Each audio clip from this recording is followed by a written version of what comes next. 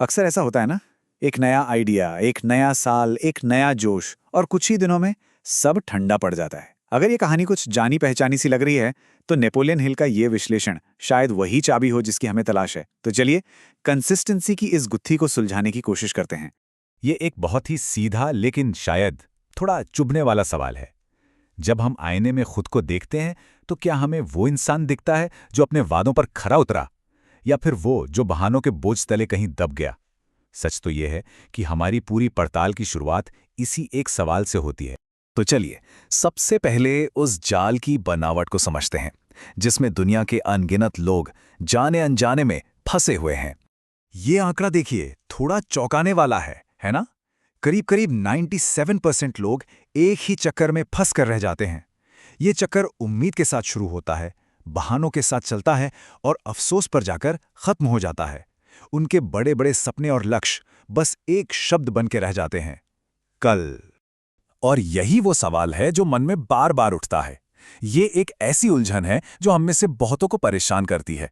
लेकिन पता है अच्छी बात क्या है? इस उलझन का एक साफ जवाब है, और आज हम उसी जवाब को खोज निकालेंगे। तो फिर असली रुकावट क्या है? असली दुश्मन कौन है? दिलचस्प बात यह है कि ये दुश्मन बाहर कहीं नहीं, बल्कि हमारे अंदर ही छिपा बैठा है। चलिए आज उसकी पहचान करते हैं। देखिए, यहाँ एक बहुत बड़ी गलतफहमी है। ज्यादातर मामलों में कमी टैलेंट की नहीं होती, कमी होती है असली और नकली जोश में फर्क न कर पाने की। एक मोटिवेशनल वीडियो देखकर जो डोपामाइन रश मिलता है ना, वो एक्शन लेने की फीलिंग तो देता है, पर वो असली अनुशासन बिल्कुल नहीं है। वो बस एक, कह सकते हैं, एक अस्थायी नशा है। ये लाइन बहुत गहरी है। जब भी कोई इंसान खुद से किया हुआ वादा तोड़ता है, तो वो सिर्फ एक काम नहीं छोड़ता। वो अपने आत्मविश्वास, अपने सेल्फ बिलीफ की नींव से एक ईंट निकाल लेता है, और धीरे धीरे ये नींव इतनी कमजोर हो जाती है कि इंसान खुद पर ही यकीन करना छोड़ देता है।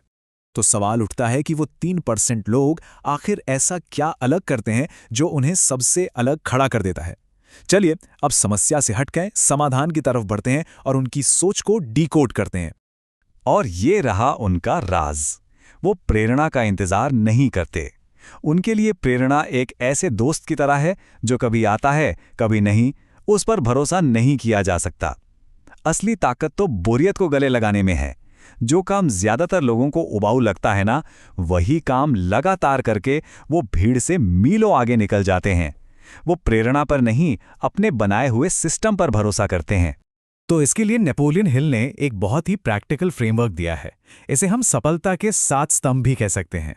ये वो सिद्धांत हैं जिन पर बड़ी बड़ी कामयाबियां खड़ी होती हैं।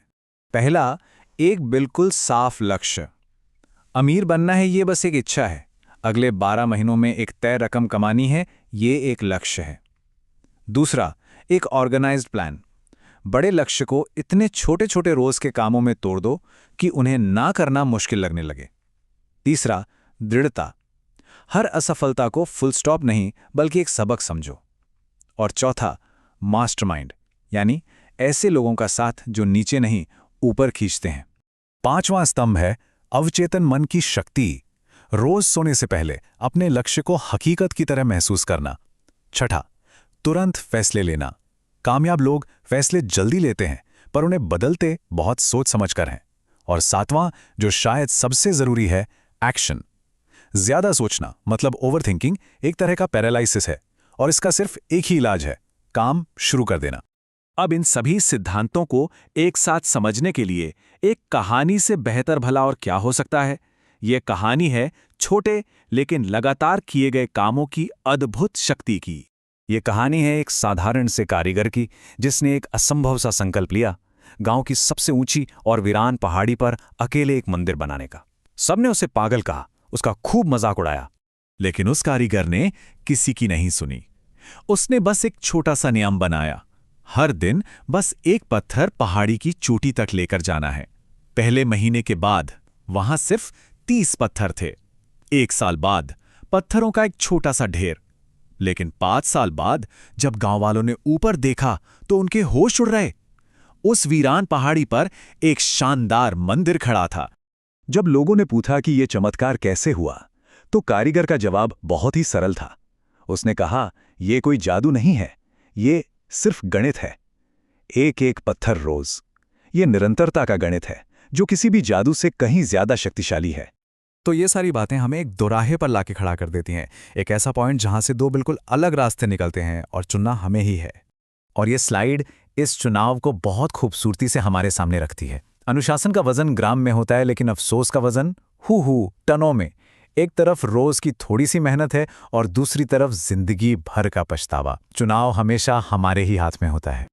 और ये है वो गणित जिसकी बात वो कारीगर कर रहा था। रोज सिर्फ 1% की बेहतरी साल के अंत में हमें 37 गुना बेहतर बनाती है। यही है कंपाउंडिंग का जादू, जो सिर्फ पैसों पर नहीं, हमारी आदतों पर भी काम करता है। तो इस पूरी सोच को एक्शन में कैसे बदलें? ये रहा एक 90 दिन का ट्रांसफॉर्मेशन प्लान। पहले 30 दिन फोकस सिर्फ आदत बनाने पर, लक्ष्य रिजल्ट नहीं, बस रोज हाजिर होना है। अगले 30 दिन पहचान बदलने पर, अब कोई काम कर नहीं रहा बल्कि वो इंसान उस काम की पहचान बन रहा है।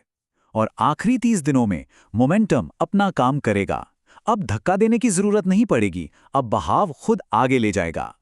तो ये हैं वो दो रास्ते। पहला 97% वाला रास्ता आरामदायक है, बहानों से भरा है और इसका अंत बासी अफसोस में होता है। दूसरा 3% वाला रास्ता, हाँ, शुरुआत में मुश्किल और अकेला है, मेहनत से भरा है, लेकिन इसकी मंजिल कामयाबी और सम्मान है। तो आखिरी और सबसे जरूरी बात, इतिहास शुरू करने वालों को याद नहीं रखता, वो हमेशा खत्म करने वालों को याद रखता है। सवाल यह है कि हम कौन सी कहानी लिखना चाहते हैं। ये चुनाव आज का है, अभी का है, क्योंकि भविष्य की इमारत का पहला पत्थर रखने का सही समय हमेशा अभी होता है।